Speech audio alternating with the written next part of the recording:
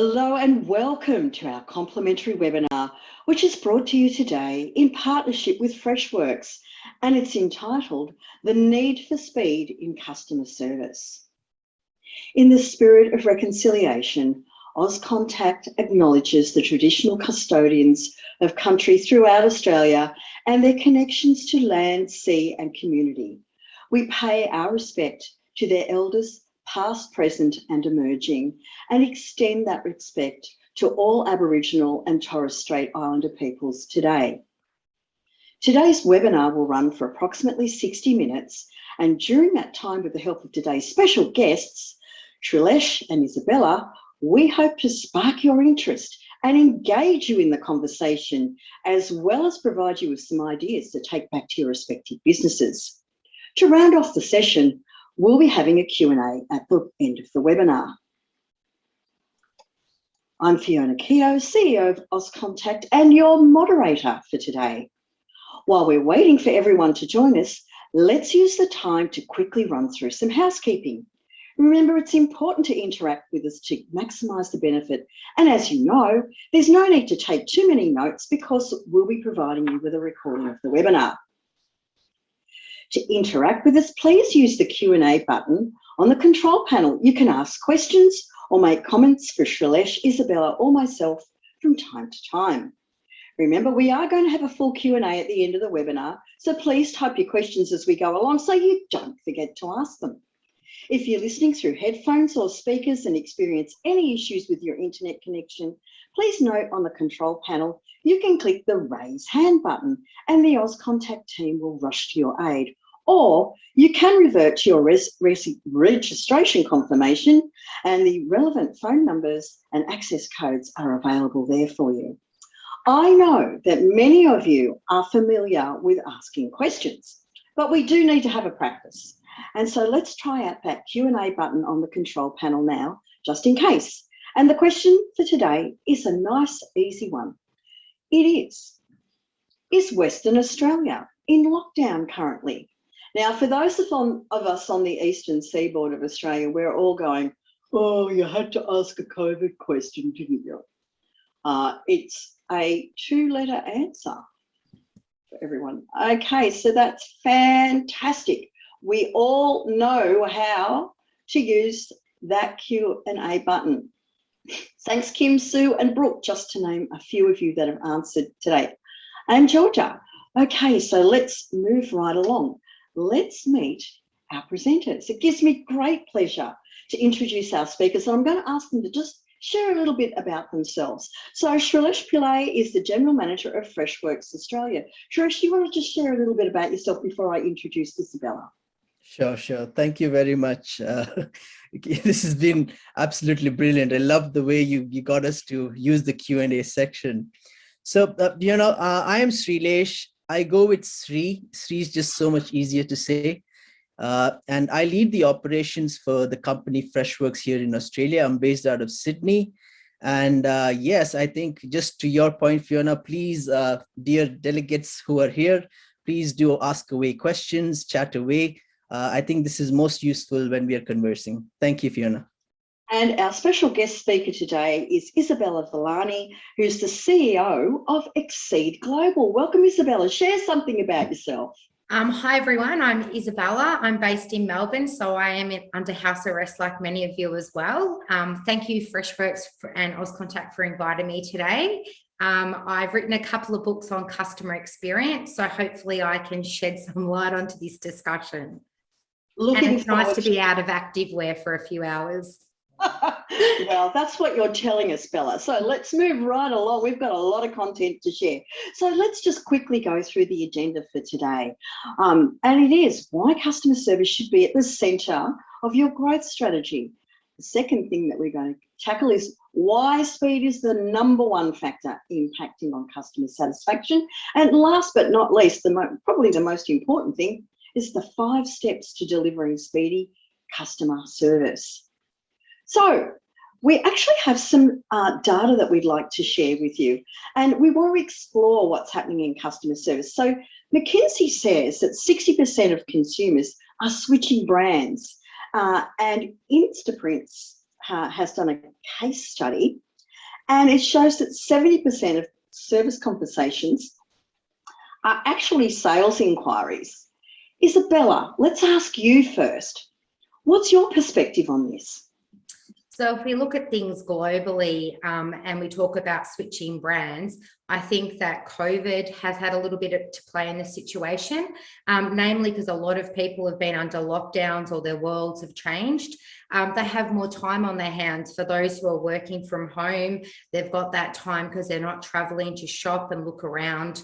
They're also almost forced into shopping online for services, for example, they may have sourced locally.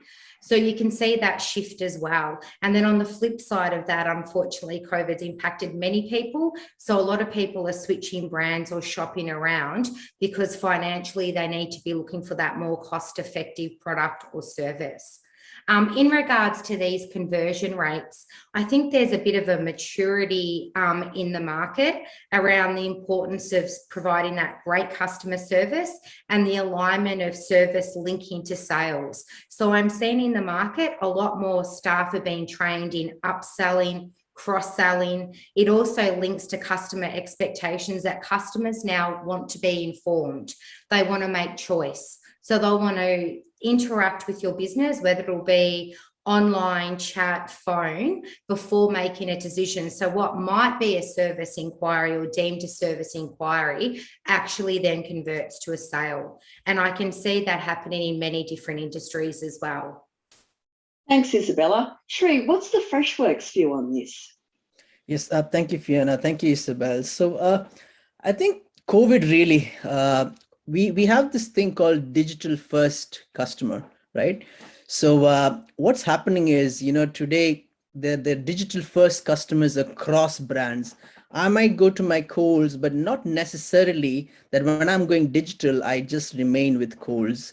So we're seeing a lot of digital first customers come to brands, and thus that 60% number, it really is something when McKinsey also says, and when we see the 70% number, so across, so whether it is in the phone, whether you're on telephone, right, or whether you're on a website chat or even support tickets, we do see that a huge number of inquiries are really sales related, and thus Isabel also mentioning it is very important to be either providing the means and mechanisms to provide the sales opportunities to the right people, or even it's really blurring, isn't it? So service is also about sales, and you need to upskill all these people who are customer facing, regardless of whether they're under customer service or order processing or sales. They all need to be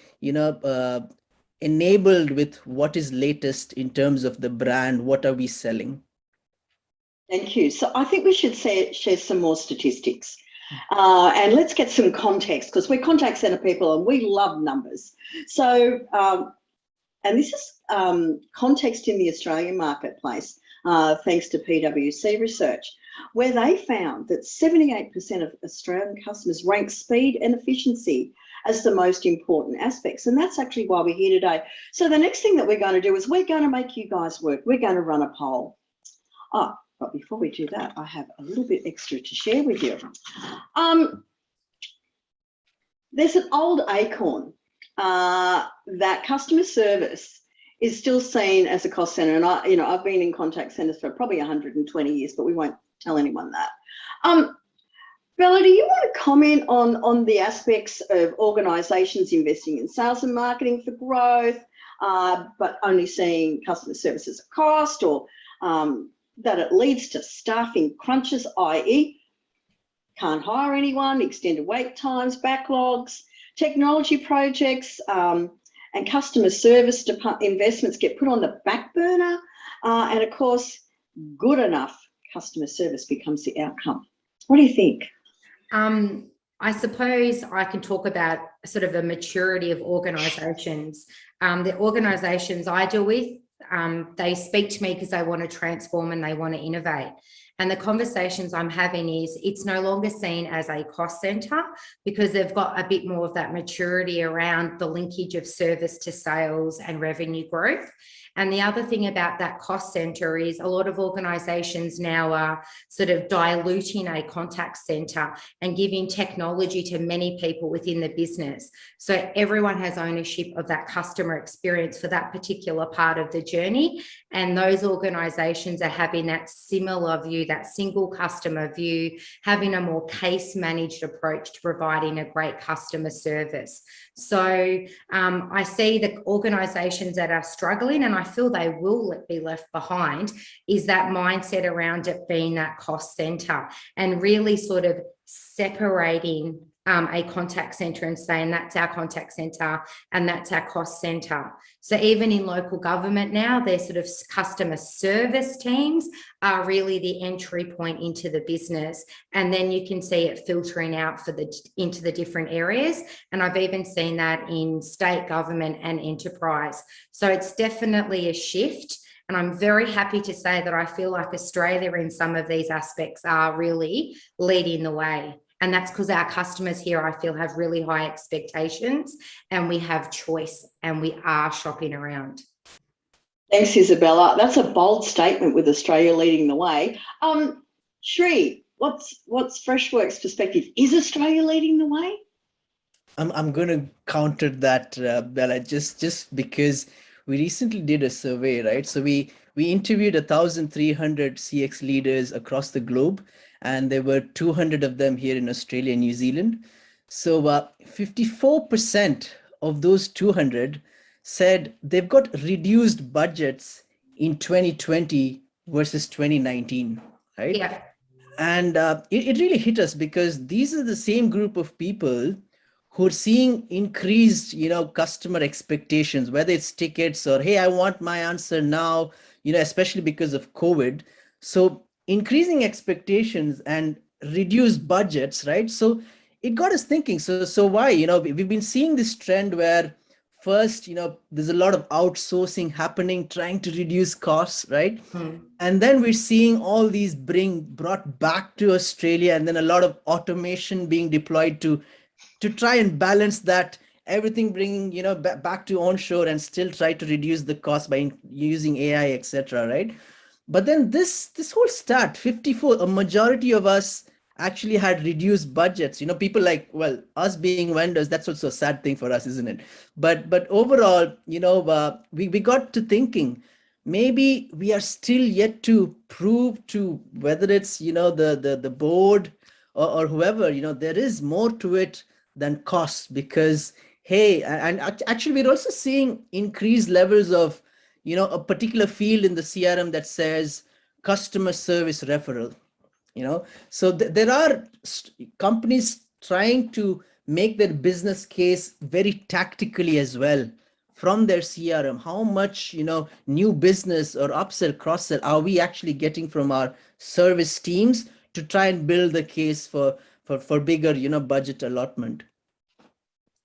Fantastic. I love the juxtaposition, and that's great because we're getting some really good engagement and exchanges going on.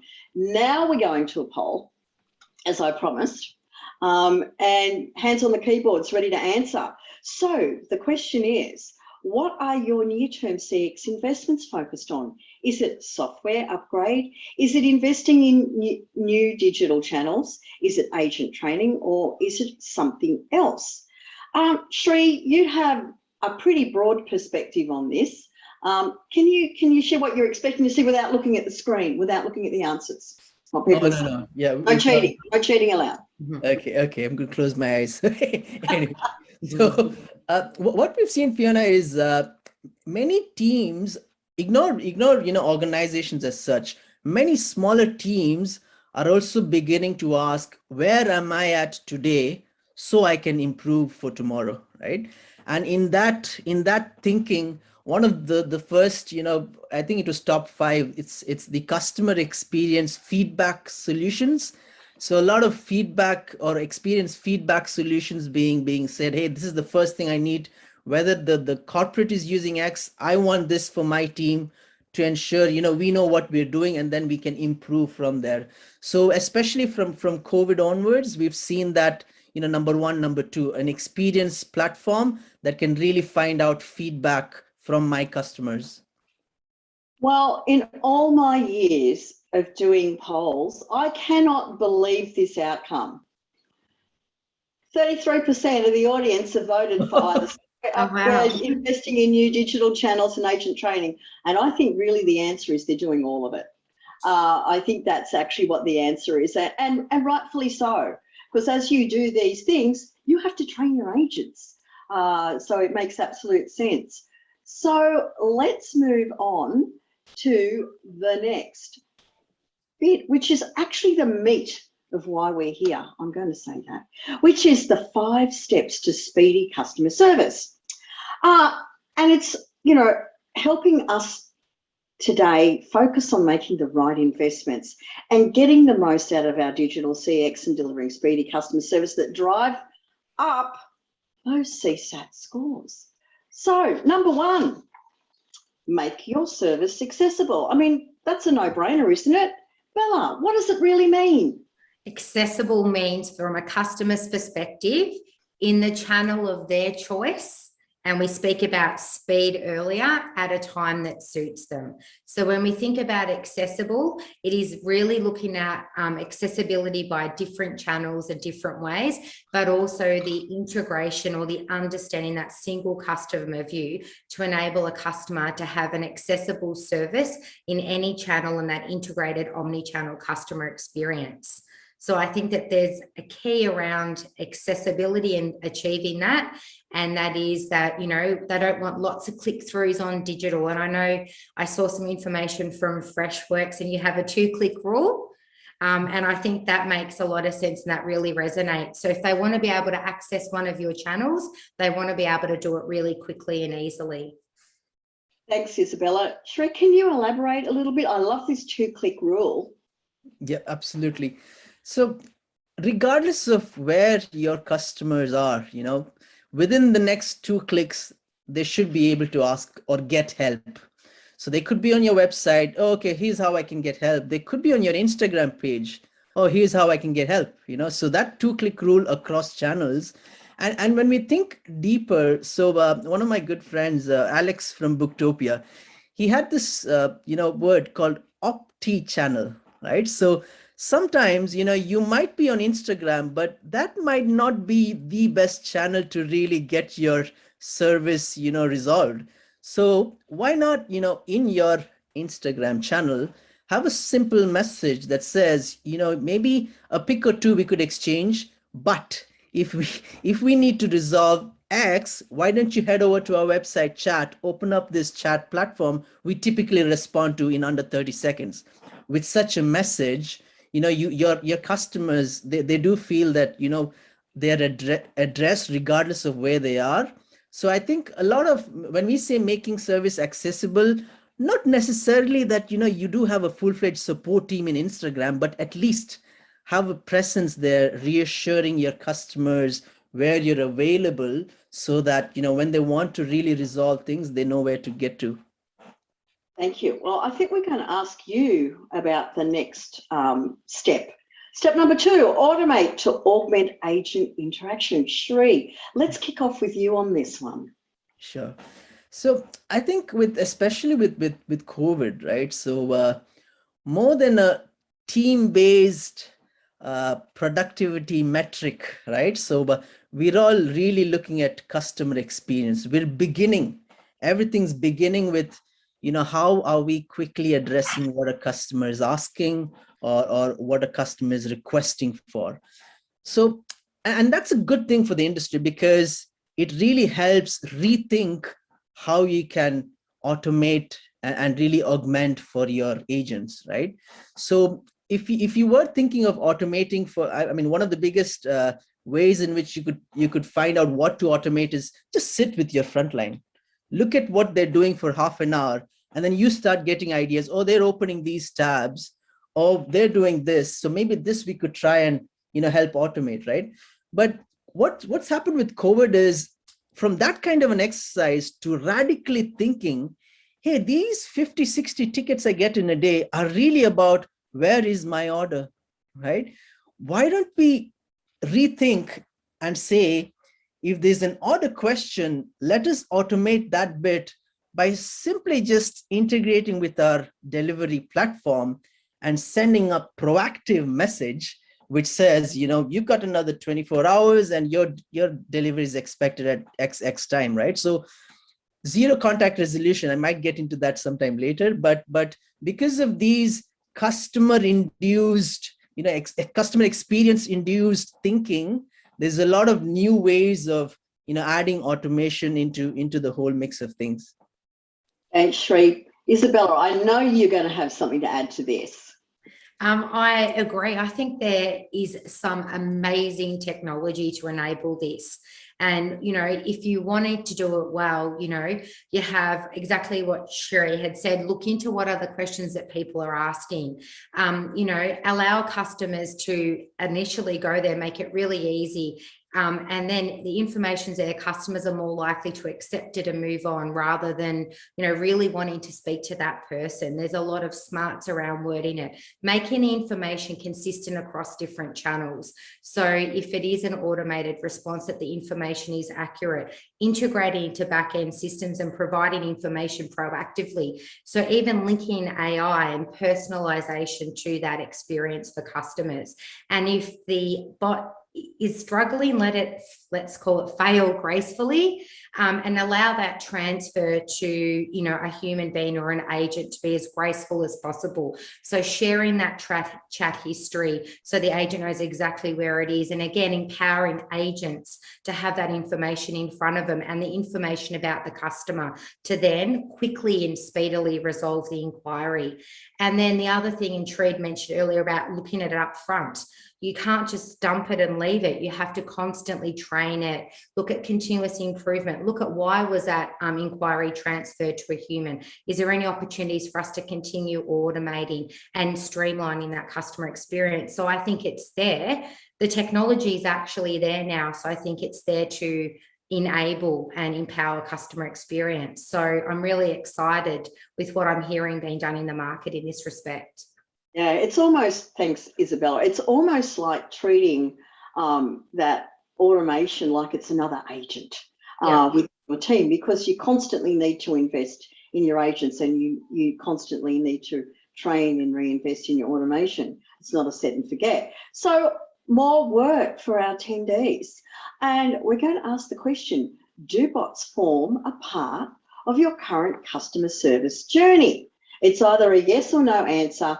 Now, Isabella, I'm going to ask you, on the grounds that it may incriminate you, what do you think of bots?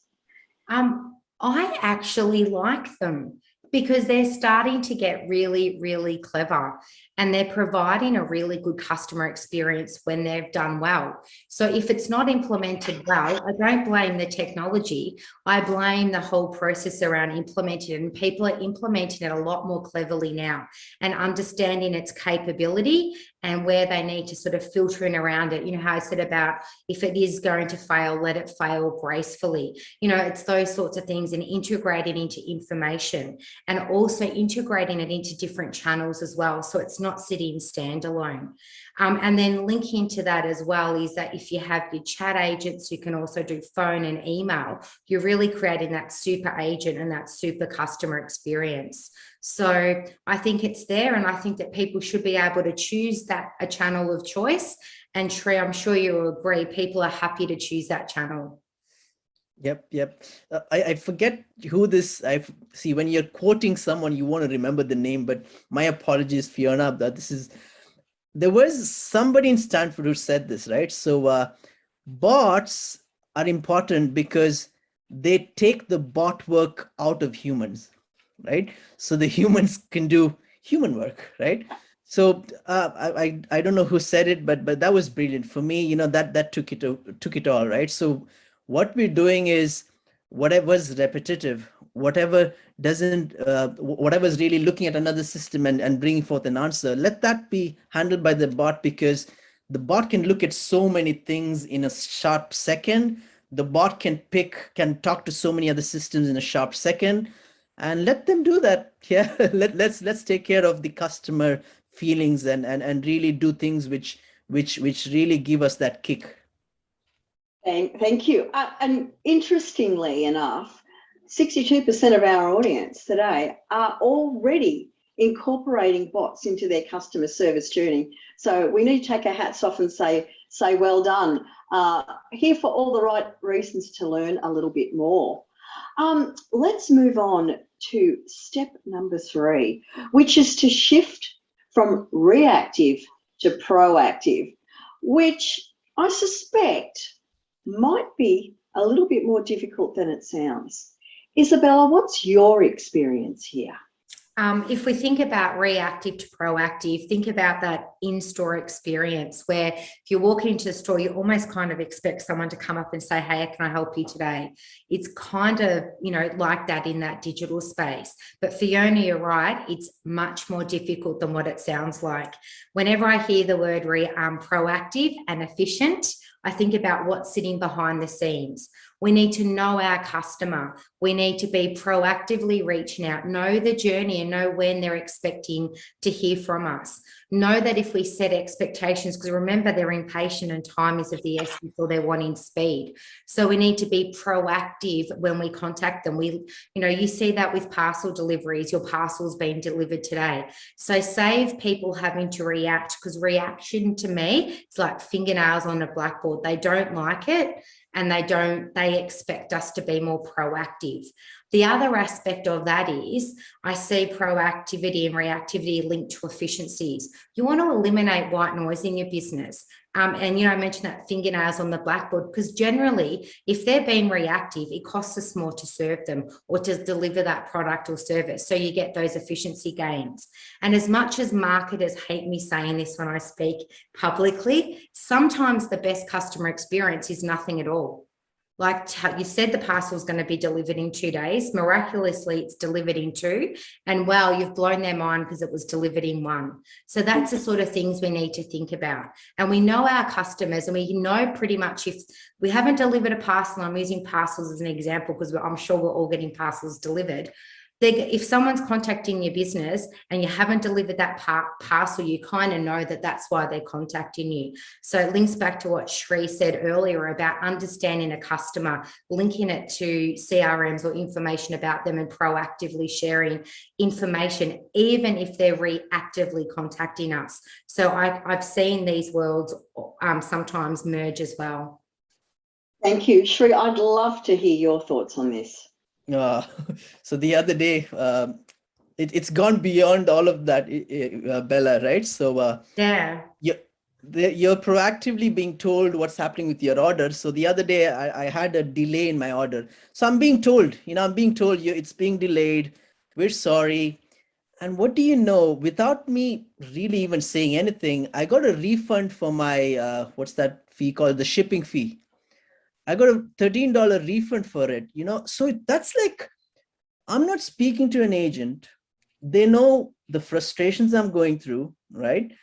And they're probably thankful that I'm not yet yelling at them, right? And to top it off, they just, they said shipping fee refunded, it's on us. Thank you, dear customer. Now that just converted me, right? So here I am, obviously busy, don't want to follow that parcel, but would really like that parcel to come earlier than later. Being acknowledged, being in the know of where it is and why the delay, and then to top it off, that surprise, $13 refund, right? So, and if we are seeing this as consumers in retail is, everyone does retail, right? So we're going to expect this from any other brand that we're talking to, right? So the stakes are high, and everything is on the table. It's business as usual, right? So lots of people needing to be proactive, and sometimes you don't need to boil the ocean, right? So there are technology that allows you to, as an example, like I said, we're very much digital first. We're thinking digital first customers, right? So imagine if you're on the website and you're probably clicking 5 times in a frenzy, right? It's just not working, right? That's actually a good signal for you to put out a chat. Hey, can I help? Right? It's not rocket science, right? So there are ways in which even in a digital medium, you can proactively reach out without being overtly, like a marketer, like you said it, right? So we do not have to be seen as salesy nor markety, because you can recognize instances of when customers need help. As an example, the 5 times when you're clicking it in a second, you are in a frenzy, right? And thus you'll probably cause delight with that chat pop-up button being open at that time. Multiple things, it could be a shopping cart where someone's taking ages in a shopping cart, or just closing shopping carts. But it's important to have that mindset of how can we proactively identify a customer having a problem, and let's do something about it. Look, I love the examples that you're both using, and I might pile on because I can. I was helping somebody the other day because I'm a crazy cat lady, and they had ordered over $100 worth of cat food, which is not an insignificant amount of cat food when it's about $1 a packet. And they were having it home delivered, and they were expecting this enormous parcel. One packet arrived. Oh. They have since, so couldn't that organisation have actually contacted them proactively and said, look, we don't have it in stock at the moment, your parcel is going to be delayed, please have something on us because of the delay. But instead, this person has since spent hours trying to contact this particular online business to find out where the other $99 worth of cat food has gone. And it's one of those websites where you fill in a form saying who you are and what you want to know. You can't call them, you can't email them. Now, that's where proactivity could have created a really good experience, although you didn't get your cat food. And now the hours lost. And if you just think this is an all over socials at the moment, and we're all going because we're in this crazy cat community, never buying from there again on that basis. So they've lost a heck of a lot of business. The next thing that we're going to talk about is about giving our agents superpowers. Now, I'm going to assume that doesn't mean we're going to supply all our agents with fabulous gold capes. Shri, I'm really interested in understanding what this means. Sure. So I like the person who's created the image for this one, kind of giving a sneak peek, right? So this 360-degree view of the customer, right? So back to the exercise of sitting with your frontline, seeing where they're spending time, what tools they're using, how you can make it easier for them, have it all integrated in that one tab with the 360-degree view of the customer. The little bot, at least I look at it as a bot. So is really, it's not just chat bots that help you from a customer service standpoint, right? It's also a bot system that can tell your agent the next best action, right? So here's a ticket that's come in. It's been automatically classified as refund. Let me pop this widget that advises the agent, this is typically what you need to ask the customer before you go to next steps, right? So have AI, in terms of an ideology, have AI automation also thought about when trying to help your agents do their work. It's not just customer facing, it is very much also agent facing, right? And then the other is really multiple things, right? So even when your email comes in, you can enable technology to look at the email and really give you immediately what next best actions, or even for the customer, when the customer receives a notification, hey, dear customer, thank you for your inquiry, have you checked out these, right? So all of these superpowers, it's a word, yes, but really if you sit with your agents, all of these come to you, and it can really be thought through. Thanks, Shri. Isabella, you've got a lot to add in this piece, I know. Yeah, Fiona, very similar to you. When I see Superpowers, I automatically think of a cape, and that I just love that concept. And Shri, you mentioned a lot of things that I think is, how do we make the job easier for an agent? And why I say that is what's that their knowledge management system looking like, and is there intelligent routing and all these other technologies to help people? What training and coaching do we deliver to our people to make them be the best they can be? No one goes to work wanting to do a good job. And that 360 view of customer, lots of screens people are clicking through. If we use automation and bots to make it much more simple for customers. And I know that many of you in the past have been on the phone, and how often have you heard click, click, click, click, click with all this manual entry? And there's that real opportunity to automate a lot of that. So making sure that we look after our people, we give them superpowers. Because the other thing I've noticed is they're starting to have superpowers, because eons ago you had your phone agents and your chat agents and your email agents, but now we're seeing that world blend into one. And in order for them to have those superpowers, we need to make it really easy for them to do their job well, so they can be in the moment and focus on the customer. Thank you. Very, very good news. I still fancy some gold capes though. Same. I've got a pink Superman costume if you want to borrow it. Thank you. I may consider that. All right. Step number 5. Oh, this is a vexed question. Refresh your customer service metrics. Isabella, what does that really mean? Look, when we talk about customer service metrics, I work a lot in strategy. So what are your organization's strategic objectives?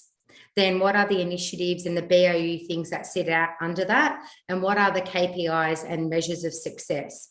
So I'm starting to think about, when we look at customer service metrics, it must roll down and roll up. So, we talk about, and Shree, I'll leave you to zero contact resolution because I love that concept, but, customer effort, and what does that truly mean? And how do we measure that in a business? So it isn't just subjective, it's objective.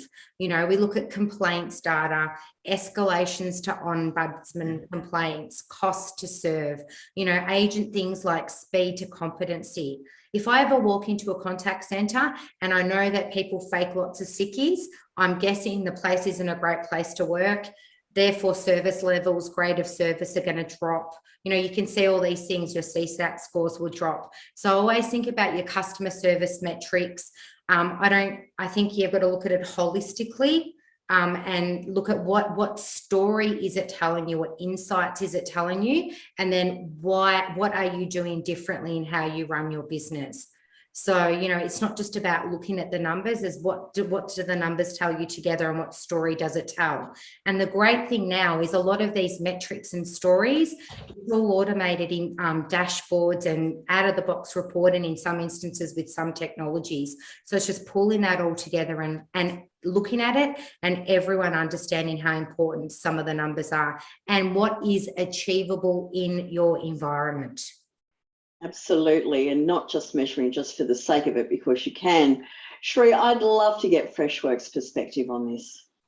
Isabel's touched upon so many metrics there, and I love it that every one of them is really customer related, not productivity related, right? So, and that's what COVID's really done for us. People are slowly thinking beyond a team metric or a productivity metric to really a customer facing metric.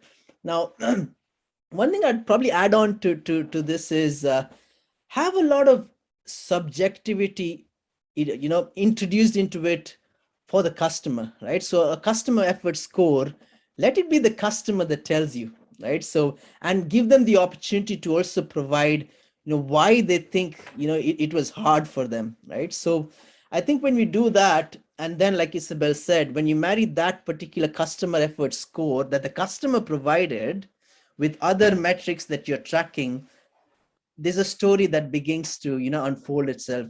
I love the Siki example, right? Once you see a lot of leaves in the company, you start seeing customer satisfaction scores slowly drop also as the number of leaves increase, very likely, right? So, and the beauty about all of this is numbers don't lie, right? So everyone from the top to the bottom can really see or roll into a story told by the numbers. And when we try and improve the numbers bit by bit, and that's another thing, numbers can be improved, right? So you can start somewhere. If you've got numbers, you can start somewhere. If you don't have these metrics, that's when you're in trouble. So absolutely, complaints per order, cost per interaction. I had this customer who's very smart. So he integrated. So obviously there's a Power BI system. So you can bring in data from multiple systems. So he had the number of tickets raised, and he had the payroll data. Okay, so he's now marrying the number of tickets with payroll data. So what's the cost per ticket? And then he further details it into my payroll. This much payroll is on frontline, and this much of payroll is my managers, my CX managers. So from a managerial, how much am I spending on a cost per ticket on my managerial staff and on my frontline staff? So a lot of things can happen when you bring these numbers together. And when you do this, you also need, the CFO sitting with the CCO, sitting with the, chief revenue officer. So lots of metrics that can tell a good story. Shri, the other thing I like what you just said is metrics allow you to make informed decision making. So I worked with one of my clients, and they're like, I want to improve grade of service because it's coming from the board. And so I'd said, no worries. If you want to have greater service change from 80-20, from 80-30 to 80-20, it's going to be another 27 FTE. So more than happy to keep the board happy if that's what they want. But that's going to equate to, and similar to what you were saying, this many more agents, therefore our ratio of team leaders, we need another couple of team leaders. So it allows you to make informed decisions. So I think that's really important as well. So what story does it tell you? What different options can you present? And then what do you choose to do? So, we can, it's almost like that whack-a-mole game, yeah? You hit something and a couple of other things pop up. You've got to think about these numbers holistically. And I sound old if no one on this webinar knows what whack-a-mole is. Oh, I know what whack-a-mole is, Thank but you then that's okay. I'm on your side. You're giving me your pink cape, so I'll go with whack-a-mole as well. Fantastic. So thank you. So Shri, the next couple of slides are yours that you're going to talk to. Hashtag cut the weight with Freshworks. Just let me know when you want me to move forward, okay? Yeah, absolutely. So hey everyone, you guys go to check out Cut the Weight. There's a speed test there. So you can actually, with a few questions answered, kind of see, how fast are you resolving and responding to your customers. And come to think of it, the research we did, for every 12 hours of delay in first response time, 9.6% of your CSAT score lowers, right? 12 hours of response time delay, 9.6 percentage points, reduce your CSAT score. So Cut the Weight has a lot of such, you can also evaluate for yourself, your teams. And yes, so we're Freshworks, we're a customer engagement software provider. We provide solutions across the life cycle of a customer, from marketing automation to sales to customer experience and post-sales as well. We began here in Australia in 2015, have our Melbourne office 3 years later. Now 3,000 customers in region. I think the next slide, please, Fiona. So some of our customers are there, from 5-member teams to 1,000-member teams across businesses. We love our customers, and I think we also like sharing, this reports metrics from our customers. So Cut the Weight, you can find aggregated data, maybe split by retail, split by business service, education. So you can also know where you are as you compare with your peers in the industry. Thanks, Shri. That was short but sweet. So now we're up to Q&A time, which is actually probably my favourite time, because it puts you guys on the spot. Questions without notice. Don't you love it? So here's the test. First question for you. And Shri, I think this might be for you, but I'm sure, Bella, you can add some flavour to it as well. What channel mix do you see customers gravitating towards in a post-pandemic world? It's probably a bit premature in terms of post-pandemic? And then it's a two-part question. How have you been able to transition support to meet the new demand, Sri? Yeah, I think, see, my granny uses WhatsApp, right? Hey. And she's good at it, right? So I think the whole shift when people, we were working from home. Now there's a big shift into channels such as WhatsApp, Apple Business Chat, and the beauty with these channels is, you don't need to. Well, all the past interactions remain. This used to be something of a big challenge in CX solutions some time ago. No more. WhatsApp, channels like Apple Business Chat, WhatsApp, Facebook Messenger, because of all the interaction history already neatly put up there, people want to use that, right? So we're seeing a lot of shift into messaging, and I think that's also good for brands because, to be honest, it's far more less costlier than a one-on-one channel like the phone. So messaging, you can probably handle 4 or 5 people, customer inquiries with one person. So overall good, we want faster responses. We want to use the channels that we're used to, which is WhatsApp, etc. So I think the industry is moving well, and unfortunately there might be a few people who don't, a few brands who don't deploy these fast enough. And I think the power is really with the consumers. So they will deploy in the end. How soon is a question, but I think progressing very well, Fiona. So Isabella, have you got something you'd like to add there? Yeah, I think that instant gratification email is now even way too slow. People are at home in this pandemic and they almost perseverate on different things, particularly if something's wrong or they want to follow something up, and they potentially have more time. And I don't know, and I agree with Shri, chat's becoming prevalent because one, it's instant. The other thing is, I wonder how many of these chat interactions are going on concurrently during maybe homeschooling or a Zoom session or whatever it might be, because we are multitasking and we are doing that naturally. So I see that chat platform's going up. I have seen a drop, and a lot of my clients have been talking to me about this in Facebook and Instagram and all of those things, because we use those platforms to see what everyone's up to, yeah? Well, now everyone's not doing much, so it's not as motivating to go online. And also there's those people obviously that are having a rant. So I'm seeing that social media interaction levels sort of dropping, even though people have more time, but definitely chat and phone to a degree as well. But email we are seeing dropping, and I don't know whether people aren't choosing or it's just so not managed well in different organizations and takes so long. So Shri, I really like the conversation you mentioned earlier about automation of emails. Like, how do we get through them more quickly? Yeah. So Michael has a question, and I think, Bella, you're probably positioned best. Very cynical person, I think. Michael, you be nice. Oh, don't worry. I've told him I'm not going to ask questions if he's not nice.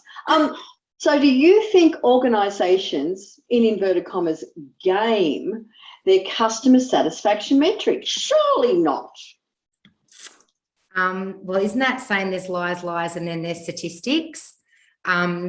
I think it is really important when we talk about customer experience metrics. I ask the questions: what are your sample size? How often are you asking your customers? Shri, you've mentioned that a lot of technology focus has been on that voice of the customer, and I think that's really important.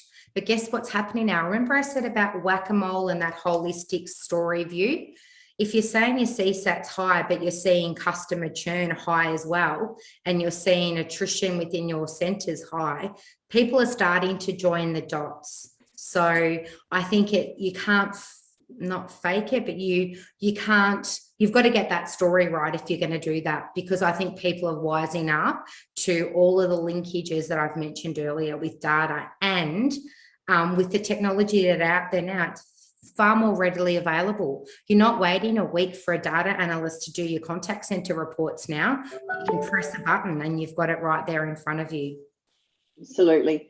Sri, this question is from an anonymous attendee. Don't you love the false nose and moustache? So this person has said, I love the idea of empowering our frontline with information. A few queries. How much information is too much information? Is there a balance in the view of information they should see to not make this overwhelming, and now they are not actively listening to support their customers? You must see this all the time. Lovely question. So, dear anonymous attendee, I think I'll get into the implementation, right? So, when we use, well, I'd like to see if you'd see your team as actively participating in your journey into finding what is the right information that they'd like. Very likely, you don't even have to answer that question, right? That's the beauty of it, right? So teamwork, dream work, isn't it? So, if you can sit with your team, and look together, what are the top things that they're doing, and there's a conversation happening with yourself and the front line and whoever, whether it's the technology head or the CIO. And from there, say, these are the things we seem to be doing or checking in and wasting time. Do you agree? And when there's synergy with that discussion, then you don't have to be worried about how much information is too much information. One, also because no matter what tech is out there, there is only limited 24 hours in a day. So we got to pick the right battles, right? So when you're aligned with your front line, that these are the first three things that I'd love to do, and then you present to the technology head, probably they'll take up the first two, but then your question is then answered, because the technology does not allow for everything. Number three, because you've already sat with your staff understanding which are the top 5 priority things that can save them 80% of the time, you're already down pat with having a list that you can work on together. Thanks. Isabella, I'm sure you've got something to add too, because I was just thinking as I was reading the question, the time that I spent reading the question, if that was presented to me to talk to a customer, the dead air time would have been phenomenal. Yeah, that links to my point. I would say it's not just how much information, it's how it's presented and how easy is it presented. So for example, do you have them when they start their day logging into 18 different systems and they have to click through, and some of them are green screen, some of them are new. There's different information about the same thing on different systems. So it requires them training, so it can get confusing. So I would say, you want to be able to empower them to handle the call. So as much information that they need available, have it, and that is even in different channels as well. And I would then link how much information. Finally, if you want me to give me one metric on that, first contact resolution. I want to give them as much information as they can to resolve that inquiry the first time and not have to transfer it or case manage it to get it resolved. Thank you. Another question about our agents. So what are the common challenges your agents have come to you with in recent times? Bella, you'd be seeing that. What organisations have you made to help them? What are you seeing happening? So I'll talk COVID and then generally. We do recruitment and some of that agent level as well. And I'm seeing now there's too much expected of them. And not so much time of day or things like that, but we've got to greet the customer, we've got to show empathy, and then we've got to enter all this information in, and our wrap times have got to be shorter. So you see them understanding the metrics, but then they tell you the pains those metrics are causing them. The other thing around it is working from home. Some people are saying it's great and whatever, but we're all not motivated to work from home. And we have distractions like children and deliveries and all of these other things. So I think it's people adjusting, and not just agents, but people in that environment. And also I've heard from agents, they didn't realize how much they leaned on their peers or their team leaders until they don't have them right there. Like my team leader isn't on chat. Or I want to take a break, or I'm seeing what's happening. And the other thing I've seen is, and this sounds strange, but low occupancy really bothers them because they're bored. And Mm. so they actually want to be good busy, not crazy busy, because they'll burn out, but like a good busy. So it's really interesting that, you know, you're hearing that, because it makes the day go for them and it gives them something to look forward to, particularly with lockdowns. It's pretty much work and Netflix and Stan and walking for an hour. So yeah, so it's really important, and getting that teamwork and feeling like they are part of a team. Thank you. Shri, what else are you seeing out there? I think COVID's really, changed the whole game, right? So exactly what Isabel said. So people underestimate, what a tap on the shoulder, asking a question to this person right next to you does, especially for us customer facing folk. So I think we need to equally invest, whether it's, in technology or team building activities, right? That can enable us to catch up more often. So again, I'll quote my friend Alex from Booktopia. So you got to have these no agenda catch-ups. And that's when you allow people to freely speak, and you never know what you uncover during those catch-ups. And that's where those instances of what you catch up in those no agenda meetings, they're the ones that are truly the ones that bother their minds, right? And you don't capture those in employee polls or surveys, because yeah, they just don't come up in the grind of doing a survey. Yeah. And Shri, on that note too, I think it's a little bit about well-being catch-ups. Mm. Like, hey, did you go for a walk in your 10-minute break and get away from a screen? Because they're on a screen when they're working and then they watch a screen. So it's about, are you actually exercising and eating well and all of those things? And, you know, there's that line, but just making sure everyone's just checking in, making sure everyone's okay. Yeah, very, very, very important, all of those aspects. And I guess because we're not in the office together, we're not having those, I'm going to call them water cooler conversations or that collaboration. And it's that human touch that people are missing so much, especially at the moment. So I'm going to, ask Shri, we all know who Gilly is, to share us what's solve about. So back to what we're talking about, which is we're continuing to speak about, is digital first CX. So we're having these number of breakout sessions, workshop sessions, and who other than Gilly to bring us just the right audience. So Gilly is going to have a fireside chat with our founder in terms of well, what hits me most is he's the guy who revolutionized walking away from the crease when you're out, right? So for me that's big, right? I'm really looking forward to this interview, right? But the whole resolve is really about how digital first CX can be fast tracked. You're meeting few like-minded people, you can network, and yeah, you speak to Jilly and possibly also Alex, a few big brands there, PhonePe, Dunzo, who's like the Uber of I can order anything in India, right? So a lot number of customers who've seen 150 million interactions in a month. So a lot many learnings from there. I think it's really just us sharing and hopefully a refreshing break with Gilly. Wonderful. Well, he's not going to walk away because he knows when to, so there won't be any sandpaper, and we probably don't have to wear our whites to attend. So with that, we're almost at a close. Isabella, I'd love to get some final remarks from you, and then we'll get final comments from Shri. Yeah, I just think if we just continue to focus on people, whether it be our customers or our both internal and external, and our staff, I think you're going to be set up for success. So just making sure you don't lose that perspective. Thank you. And Shri?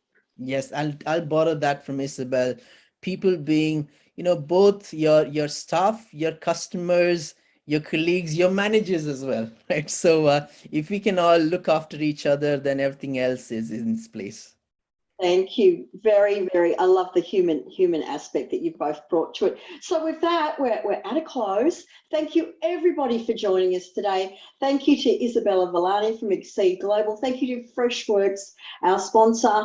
And once again, please stay safe wherever you might be. Follow the regulations, because for those of us that are in lockdown number 6 or week whatever in New South Wales, let's just get out and be able to enjoy the sunshine together sometime in the not too distant future. Have a wonderful rest of your day wherever you may be, and thank you for joining us.